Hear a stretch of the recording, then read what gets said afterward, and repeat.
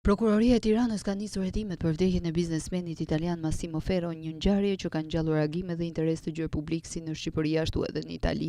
Hetimet synojnë të zbardhin plotësisht rrethanat dhe shkaqet që çuan në ndarje nga jeta të 55 vjeçarit, si dhe të verifikojnë nëse janë respektuar të gjithë procedurat mjekësore të kërkuara me ligj. Çështja po hetohet nga prokurori Florian Boriçi, i cili ka ndërmarrë një sër veprimesh hetimore, ndërto përfshihet sekuestrimi i kartelave mjekësore, dokumentacionit spitalor dhe çdo material tjetër që lidhet me ndërhyrjen kirurgjikale. Aktualisht, organi i akuzës është në pritje të përfundimit të autopsisë nga Instituti i Mjekësisë Ligjore, e cila pritet të japë të dhëna të detajuara mbi shkakun e saktë të vdekjes dhe nëse ka patur komplikacione të paparashikuara apo neglizhencë mjekësore.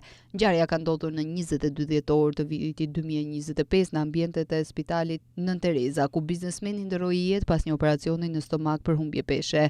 Ndërhyrja kirurgjikale ishte kryer në klinikën private Trita Hospital në Tiranë. Sipas informacioneve paraprake, pas operacionit pacienti ka shfaqur komplikacione shëndetësore që kanë kërkuar trajtim të specializuar, por fatkeqësisht ai nuk ka mundur të mbijetojë. Paralelisht me hetimet në Shqipëri, autoritetet italiane kanë nisur procedurat e verifikimit për të kuptuar më mirë rrethanat e ngjarjes, duke qenë se viktima ishte shtetas italian.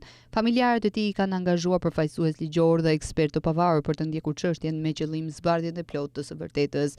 Sipas pretendimeve të familjes, biznesmeni nuk i janë kryer analizat dhe kontrollet e nevojshme paraprake përpara se të futej në sallën e operacionit. Ata kërkojnë transparencë të plotë nga institucionet përgjegjëse dhe theksojnë se do e ndjekin çdo rrugë ligjore për të siguruar drejtësi.